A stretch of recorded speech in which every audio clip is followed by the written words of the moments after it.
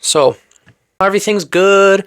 I know he loves me and everything, and it's just awesome. You know, he died on the cross for me, and yeah, life is awesome right now. Are you really okay? Are you really okay? The thing I want to say is you're not alone.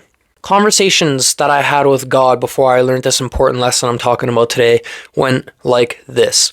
God, you know what? I'm about to take this towel off of my shoulder, wring it out, throw it back at you because all you ever want to do is hurt me.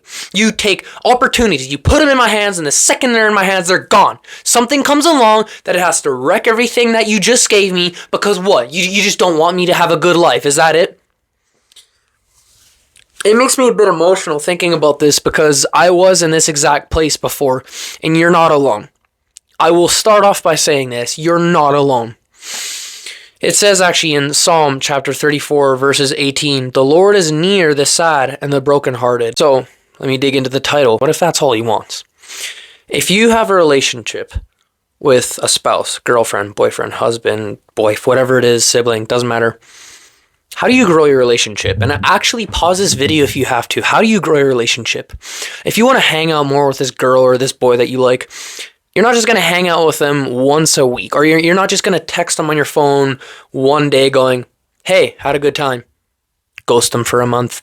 You're not going to end up hanging out more, are you? How are you going to grow with them if you're barely talking, better yet, hanging out with them at all? And I asked myself, that really has pushed me through spiritual warfare is, how often do I talk to God? And not just how often do I talk to God, how often do I talk to God when I'm really going through it? How often do you talk to God when things are going great? When he puts a blessing in your hand, how often are you talking to God then? Because something great would come into my life and I'd be like, oh, God, this is great. I'm going to go read my Bible. Thank you. As soon as spiritual warfare hit, something in my life went wrong where I had to really just struggle and get super angry. But you know what? Something I never did? And this is in a relationship, just like I said before. How do you grow it? If you're going through something, how do you grow your relationship with your partner? You're going to tell them that you're going through something. You're going to go, look, I can't do this. This sucks. So, have you ever came to God and told him that you're tired? You're tired. I'm tired, Lord. Why are you doing this? I'm tired. I feel alone. I don't feel your presence with me. I feel like your spirit is just miles and miles, light years away from me. I don't know what you're doing. I don't know what you want from me. You know that if you are going to ask him that, he doesn't look down and go, wow, ungrateful child. Just like your partner should, and I hope they do, go, okay, thank you for telling me. At least I know now. I know that you love me enough and think about me enough to tell me this. God would just rejoice if you told him.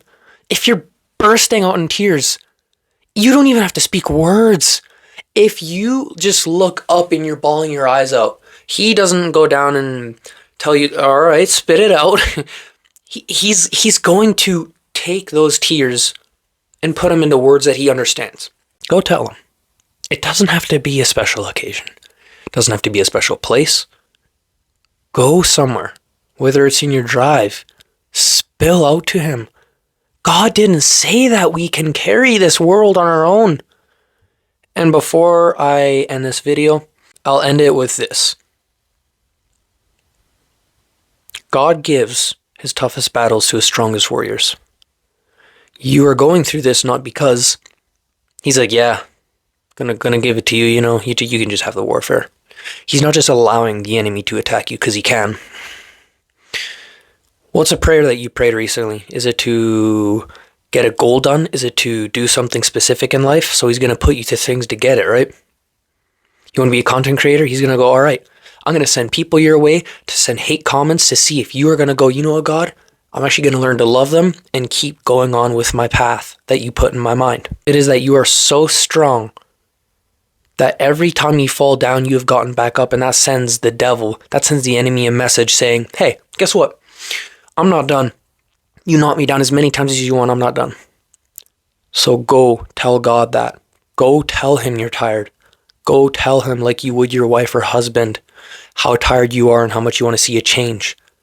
Any man that can cause the sun to rise in the morning and set during the night is a man that I will put my faith in, and is a man that I know will listen when I have issues, and he will listen to you too, no matter what you've done.